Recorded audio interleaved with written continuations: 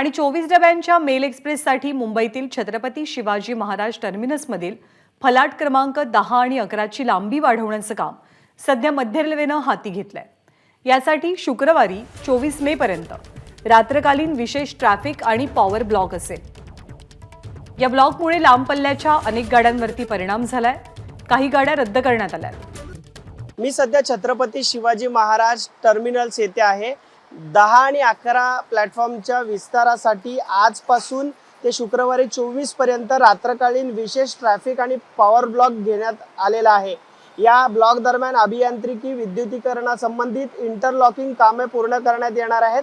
त्यामुळे लोकल आणि मेल एक्सप्रेसच्या वाहतुकीत बदल करण्यात आला आहे।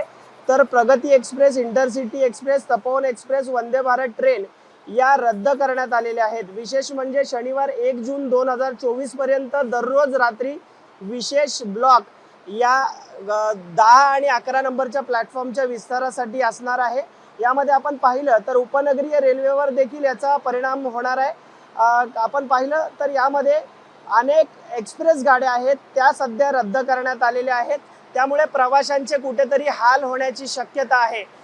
प्लॅटफॉर्म क्रमांक 10 आणि 11च्या विस्तारासाठी हा ब्लॉक घेण्यात आलेला आहे आणि आजपासून ते 24 तारखेपर्यंत रात्रकालीन ब्लॉक असणार आहे। कॅमेरामन गजानन बाळापूरकरचा मी अल्पेश करकरे, एबीपी माझा, मुंबई।